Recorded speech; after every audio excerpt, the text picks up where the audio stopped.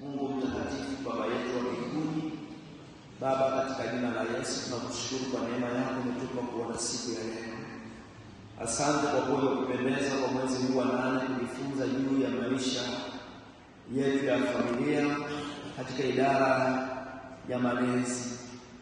Na leo tutazungumza sana habari ya upendo na mawasiliano kwenye familia, tukijua wewe Mungu ndiye asili ya upendo, wewe ndiye asili ya mawasiliano yaliyopo kati ya mwanadamu na mwanadamu na mwanadamu na Mungu.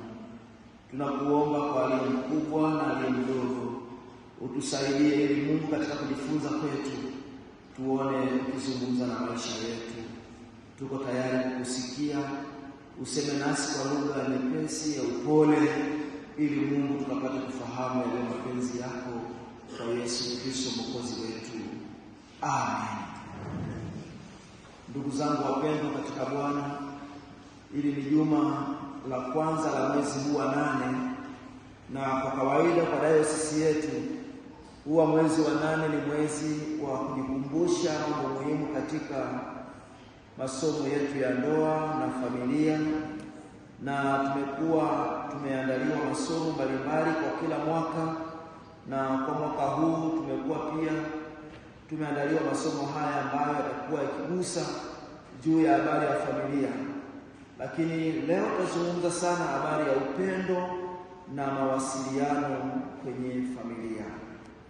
Na wakati ninarudi baada ya kukazia matangazo, mwinjilisti aliniambia ukiamua kufundisha watu na kusaidia watu, wasaidie kwa asilimia kubwa. Kwa asilimia 100 mwinjilisti siwezi, lakini asilimia kubwa naweza. Na wale ambao pia wanatamani kulima mboga kama kabeji, wanaweza kufika pale nyumbani pia wakajifunza. Na ni kipindi cha mvua ambacho watu wengi wanafikiri kwamba hakuna jambo la kufanya. Unaweza ukafanya na ukaona matokeo mazuri na ukaishi maisha ambayo yako kwenye viwango ambavyo wengine wanaishi. Na leo tuje kwenye somo letu kama ambavyo tumepewa kujitafakari. Kipengele cha kwanza ambacho natamani tukiangalie ili tuweze kutembea kwa pamoja ni juu ya familia. Tutazungumza upendo na mawasiliano katika familia, lakini kuona maana ya familia ni nini. Na baada ya kujifunza haya, pale kwenye maswali kujadiliana, vijana watatoka. Upendo umetafsiriwa kama ni sehemu ya kipimo, kwamba mtu ili aonekane ana upendo ni yule anayetoa zawadi, alete zawadi nyumbani au afanye jambo ambalo linamfurahisha mwingine. Lakini inapotokea kwamba mtu amekosa akashindwa kutekeleza au kutimiza kuleta zawadi, basi upendo unaonekana haupo. Nikawa nazungumza asubuhi, nawaambia wakati mwingine tumeweka upendo katika vipimo, tukasahau kwamba kuna tabia za asili za mwanadamu. Na tusipoelewa hili, inawezekana ukafikiria kwamba haupendi, lakini unapendwa. Ni tabia za asili za mwanadamu zimeinuka na kufunika ule upendo. Mfano, nikasema mwanaume au mwanamke, nianze na mwanamke. Mwanamke anaweza kufikiri kwamba ili apendwe ni lazima ashirikishwe kila kitu. Anaweza kaona kwamba kipimo changu ili huyu mwanaume nijue ananipenda ni lazima anishirikishe kila kitu. Lakini nikwambie, kuna wakati mwingine ukishirikisha kila kitu unaweza usifikie malengo, au ukafikia malengo kwa kupitia mahangaiko na mateso na maumivu. Mfano, Yusufu aliwaambia wazazi wake, hamjui kwamba, kwa tafsiri ya ndoto yake, kwamba miganda yao imemzunguka na inamia mganda wake.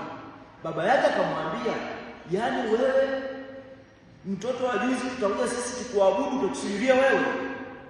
Kwa hiyo kwa kutoa siri yake ilimpelekea Yusufu kukataliwa nyumbani. kuanzia kwa wazazi mpaka ndugu yake. Lakini kwa mfano mimi nikasema natamani kununua gari, kabla sijakusanya fedha nikatoa wazo kwa mke wangu, nikamwambia natamani kununua gari. Jua kwamba ukishamwambia natamani kununua gari, lile wazo halibaki kuwa la kwake. Ana rafiki yake, ana shosti wake, ana shosti wake Mwalimu Beti hapa. Ataenda kwa Mwalimu Beti anamwambia laiti analingishia na kagari kake kala kamepita na wakati namba mume wangu ameniambia tunanunua nini. Yule Mwalimu Beti si rafiki pekee wa mama mchungaji, naye na rafiki yake atakwenda na kumwambia. Kwa hiyo ile habari inakwenda, mwisho wake kama mimi ni mchungaji wa usharika, nimemwambia nanunua gari na ameeleza kwa watu wananunua nini, kinachorudi sasa wanaopokea wanaanza kunitathmini mimi. Ananunua gari, mshahara wake ni shilingi ngapi?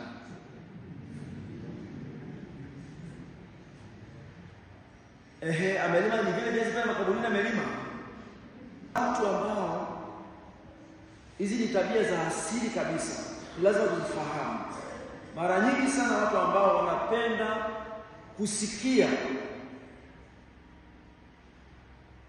ni kina baba. Kina baba wao mara nyingi si wazungumzaji, na anapenda kusikiliza sana. Na wakina mama wengi huwa wanafanana na wazazi wetu wa zamani. Yaani anatamani ajibiwe. Mtu akimsikiliza anaona kama vile hajamtendea haki. Unajua zamani ulikuwa ukichapwa, ukilia unaongezwa kwa nini unalia. Usipolia unachapwa tena unaongezwa kwa nini haulii, kiburi. Si mzee Jackson ukutana na mambo wazazi wetu. Umechapwa unatulia unaongezwa kwa nini ulii, una kiburi. Ukilia unaongezwa kwa nini unalia. Sasa huyu mtu afanyaje sasa? Kwa wakina mama huwa wanapenda sana kusikiliza, yaani wanapenda kuwajibiwa mara nyingi sana. Lakini wanaume wao huwa wanapenda kusikiliza, na ni nature kabisa. Kwa hiyo ni vizuri zaidi kwenye mahusiano na mawasiliano, unapokuwa unasikiliza, jaribu kuelewa. Na unapojaribu kuelewa, kujieleza kwa upendo wa ukweli. Kwa mfano, mama akikuuliza, labda umetoka safari kutoka hapa unakwenda labda Moshi mjini, akikupigia simu akikuuliza umefika salama, mwanamke huwa hatarajii kusikia tu ndio, anahitaji maelezo mengine ya ziada. Umwambie ndio, nimefika pale Kiaria, nikasimama muda wa dakika 2 nilikuwa nasubiri gari. Wakati nimesimama akaja dada mmoja amevaa koti jeusi, nikawa nimesimama naye. Maana inawezekana taarifa anazo, kwa lazima umwambie ukweli. Na ukipanda kwenye gari, yeye alikaa mbele, mimi nitakaa nyuma. Atakuuliza alikusemesha? Ndio, hakunisemesha. Nimefika mjini, nimekutana na 1 2. Yaani huyo mwanamke hapendaji kumwambia ndio, hata kuelewa. Ila mwanaume kumwambia ndio, nimefika salama, tumemaliza. Kwa hiyo tunapokuwa na mawasiliano, ni lazima ujue tabia ya mwenzako katika mawasiliano. Usipoelewa tabia yake ya mawasiliano, hamtaelewana. Na wakati mwingine anahitaji kueleza kwa kina.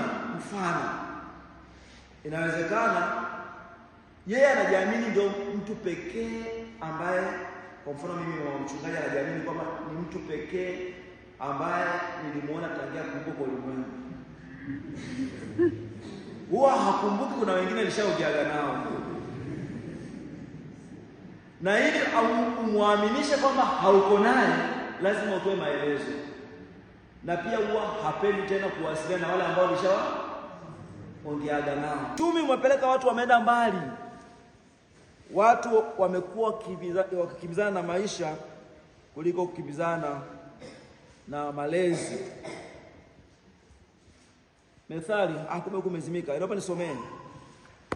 Mithali 22:7 nasema, tajiri humtawala maskini, naye akopaye ni mtumwa wake akopeshaye. Leo hii ishu ya uchumi imekuwa ni janga kwa familia. Mama anaamua kwenda kukopa pasipo baba kufahamu, na hakopi kwa vitu vya msingi, anakopa kwa ajili ya kununua sare, anakopa kwa ajili ya kujenga. Kuna mikopo ya ujenzi na kibali, lakini si kila mkopo unafaa kwa ajili ya kujenga. Kuna wakati mwingine unakopa ili faida ndio ujengee, lakini pia tunakopa kwa sababu tunaambiwa kwamba lete mbegu, kuotesha mbegu. Tumedanganywa mahali pengi, lete uoteshe mbegu ili uweze kupata. Kwa unakopa, unachukua sehemu ya 10 ya mkopo, unapeleka fungu la nini? La 10. Fungu la 10 ni sehemu ya 10 ya faida, sio mkopo. Kwa hiyo tumefika mahali watu tunapita mahali pagumu, kwa sababu tumekuwa ni watumwa wa watu. Nyumbani mama amekopa kwenye kausha damu, alichukua kitambulisho cha NIDA au cha kura cha mwanaume, kiko kule kwenye nini? Kausha damu. Kausha damu hajamaliza, amechukua kwenye tena braki. Sasa kwa sababu kila sehemu anaambiwa leta kitambulisho cha mwanaume, kile kimoja kiko wapi? Kausha damu. Ataenda kutafuta mwanaume mwingine ili amsaidie kitambulisho apeleke braki. Na unafahamu ni kwa sababu gani? Ni kwa sababu katiba yetu inaruhusu mwanamke kukopa fedha ya matumizi kwa ajili ya familia kama mwanaume anakuwa hawajibiki. Katiba inaruhusu. Kwa hiyo ni lazima wale jamaa wenye taasisi za fedha wanatumia mwenye huo kuambia lete kitambulisho cha nani? Sasa kama umepata braki tena ulikiiba hujamwambia, utasubutu kuna nikichukua pale braki, unaenda eneo jingine unachukua kitambulisho cha mwanaume mwingine. Kwa hiyo unakuwa ni mtumwa kwa hiyo mwanaume ambaye umechukua kitambulisho. Unatoka hapo, kingine kinaitwaje? Kikundi kingine nini? Asa. Unaenda asa, anakuambia leta kitambulisho cha nani? Cha mume. Kwa unakuta unakuwa ni mtumwa hapa, mtumwa pale, kwa sababu unashindwa kusimama katika mpango na makusudi ya Mungu. Umekuwa ni mtu wa kukopa, unakuwa ni mtumwa. Familia nyingi imefika mahali ambapo mama hana amani. Ikifika siku ya Jumatano ya marejesho, usimuone amekuwa ni mkali nyumbani na watoto. Shida ni kwamba hasira ya marejesho anahamia kwa mtoto. Hasira ya marejesho anahamia kwa nani? Kwa mume. Hasira ya marejesho anahamia kwa mzee wa kanisa anaweza kumwambia atoe mchango ambao tulikubaliana. Kwa hiyo kuna 74 Yesu Mungu ya